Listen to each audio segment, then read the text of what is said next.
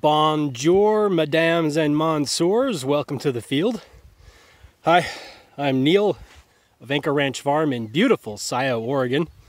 And it is the first day of October. This is the last batch of broiler chickens for the year. I've had the hose that I use to get water out here not freeze, but have a little bit of ice in it once overnight. So it's time to call it quits. It's getting too cold to keep chickens out in the field like this.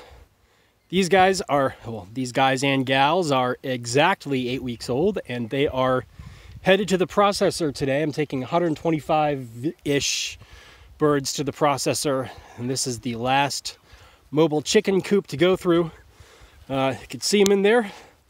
There are about 25 birds in there. You can count if you want. I had a few volunteers come out. I had the door open earlier. A few volunteers come out and get into the crate, well, with a little help from me, to transport them to the processor. But this is okay. Now you can see an egg layer chicken would have no problem hopping over that small threshold, but this is the Cornish cross chicken. This is the kind of chicken that you eat no matter where you shop or go, unless you get a Freedom Ranger or Red Ranger from a farmer. This is the standard breed of meat chicken sold everywhere in every store. And you can see at this size, this is 8 weeks, they do not move around all that much. Now they can move, they certainly can't fly, but they can get over this threshold if they want to. They thought I was going to feed them earlier, and then they figured out that wasn't the case. So now they want to stay in.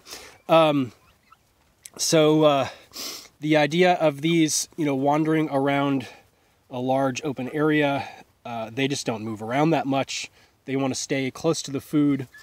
Now, I'm very proud of this batch. Normally, when these are raised in a confined animal feeding operation, as most chickens in the United States are,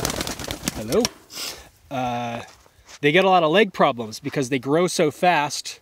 Their bones are too thin, and they get broken legs. They get leg problems, mobility problems.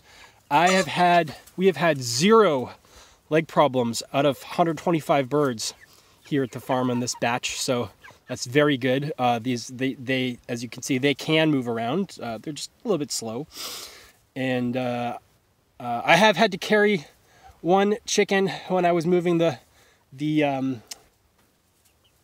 coops, which we do every morning, but that wasn't it. After I picked it up and moved it to where it needed to go, it proceeded to get up and go back. It wasn't that it couldn't walk, it was just stubborn.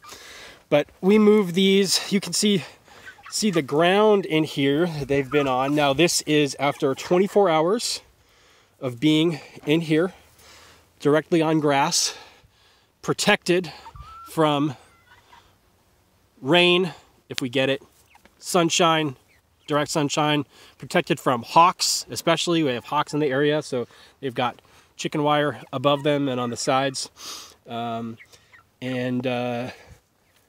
This is 24 hours of being on this ground. So as you can see, it's not bad, but they've definitely trampled it down. There's definitely a lot of chicken poop in here. So what we would do if they were not headed to the processor today would be to move this chicken tractor ahead on its line, leave this chicken poop behind to fertilize the grass here, leave the pasture to recover itself and not come back until the next season. And that's how we get chicken manure, nitrogen on our pasture, get some of the weeds eaten by these chickens. They're great at insect control, bug control. The last thing I want to talk about is this chicken tractor design, this mobile design. This is, I'm not going to go through it all. This is from plans from John Suscovich. He's on YouTube. Camps Road Farm in, no, that's not it. Where is he? Connecticut, I believe. But John Suscovich, look him up on YouTube. He sells a PDF book of his plans. It's like $10, well worth it. It'd be a great project actually for a teenager if you wanted to build one of these coops.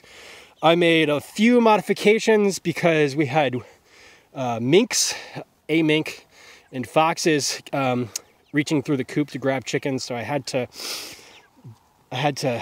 strengthen the deterrence a little bit.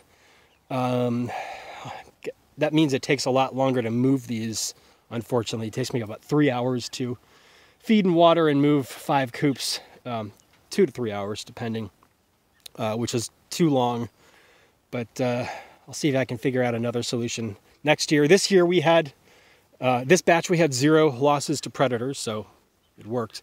I would say the only downside that I've found to this coop design, at least for us, is we have yellow jackets in the area, and they love to build their nests right here. And of course, I'm not going to spray any chemicals around the chickens. We don't use any chemicals in the field or with our animals.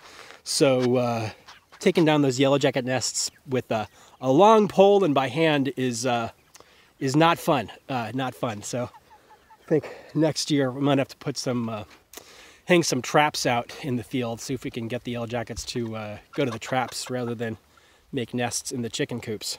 But there you go, folks. These chickens are headed to the processor as soon as I get them on the truck. I would guess we got about 500 pounds of chicken out of 125 birds, and that would mean that our feed conversion ratio, even being out here in the pasture, in the field, with the nights getting colder, was between 2 to 1 and 3 to 1, which is quite good. These Cornish cross chickens are raised to gain weight fast on feed. The standard for, again, a confined operation is 2 to 1. So between 2 to 1 and 3 to 1, when they're out on the pasture, being able to move around more, they have much more space in here than they would in a confined operation. That's quite good. I'm very happy with that. All right. Thanks for watching. See you next time.